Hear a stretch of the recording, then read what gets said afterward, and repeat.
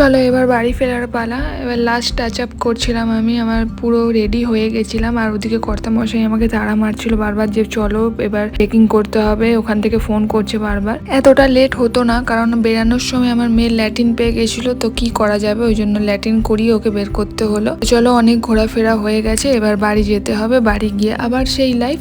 Already ব্লগটা দিতে অনেকটাই লেট হয়ে গেছে। লাস্ট ব্লগ আমি পুরী ডে 3টা আমি কবে ছেড়েছিলাম সেটাও পর্যন্ত আমার খেয়াল নেই, ওই জন্য সরি। তো চলো রাধে রাধে ব্লগটা শুরু করছি। হোটেল চেকিং করে প্রথমে আগে ব্রেকফাস্ট করে নিল আমার কর্তামশাই। আমি আর আমার মেয়ে খেয়েই বেরিয়েছিলাম হোটেল থেকে। ও করে নিল ব্রেকফাস্ট, তারপরে স্টেশনের দিকে জয় জগন্নাথ বলে রওনা দিলাম। এত মনটা খারাপ করছিল আমার, মানে আমার মা বারবার কাছ থেকে ছেড়ে এলেও এত মন খারাপ করে না। আমি জাস্ট অলরেডি কেঁদেই ফেলেছিলাম। কি করব, আবার যেন আসতে পারি বারবার। পৌঁছে গেলাম স্টেশনে, এত ভিড় স্টেশনে। যেরকম আসার দিন ভিড় ছিল সেরকম যাওয়ার দিনও ভিড়। প্রত্যেক দিনই কি এরকম ভিড় হয় নাকি জানি না। যাই হোক, তো গুটি গুটি পায়ে এগিয়ে চললাম। আর আমার মেয়েকে তো যতবার জিজ্ঞেস করা হচ্ছে মাম্মা বাড়ি, বলছে না বাড়ি না, নন মানে ঠাকুর দেখবে।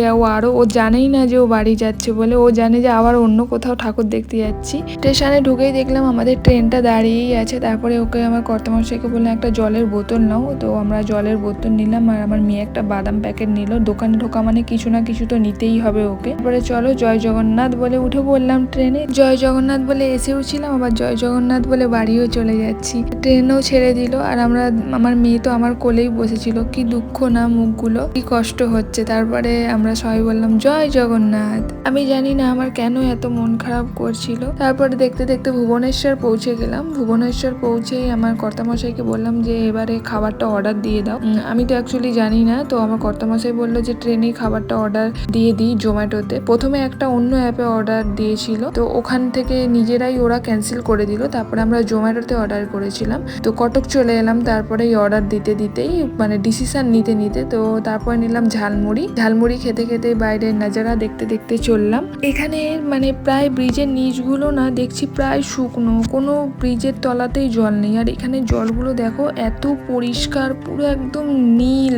মানে এরকম জল আমি ফার্স্ট টাইম দেখছি এখানেই। এত পরিষ্কার জল আমি কখনোই কোথাও দেখিনি। তো আমি কর্তামশাইকে জিজ্ঞেস করলাম যে এখানে ব্রিজের তলাগুলো শুকনো কেন। ও বললো যে এখানে সবসময় শুকনোই থাকে, বর্ষাকালেই একমাত্র জল হয়, কারণ ডিবিসির জল যখন ছাড়ে তখনই এখানে জল জমে, নাহলে জমে না। খড়গপুর স্টেশন পেরিয়ে সাঁতরাগাছি চলে এলাম। এবার আমাদের নামতে হবে। সাঁতরাগাছিতেই লাস্ট দাঁড়িয়েছিল গাড়িটা। অ্যাকচুয়ালি এটা হাওড়া গাড়ি ছিল, কিন্তু লাস্ট দাঁড়িয়েছিল সাঁতরাগাছিতেই। আর যাবে না, ওরা মেসেজ দিয়ে দিয়েছিল ফোনে। আমাদের তো সাঁতরাগাছিতেই নামতে হতো। তাছাড়া এমনিতেও গাড়িটা 2 ঘন্টা থেকে 2.5 ঘন্টা লেট ছিল। আর এই গাড়ি নাকি এরকমই, এর থেকে আগে নাকি আরো বেশি লেট হতো। তো চলো এবারে আমি এত বড় একটা ট্রলি নিয়ে যাচ্ছি। ভিডিওটা করার জন্যই টানছিলাম, নাহলে আমার কর্তামশাই পুরোটা টেনে টেনে এনেছে। এই আজকের ব্লগটা এখানেই শেষ করছি, আবার দেখা হবে পরের ব্লগে। বাই।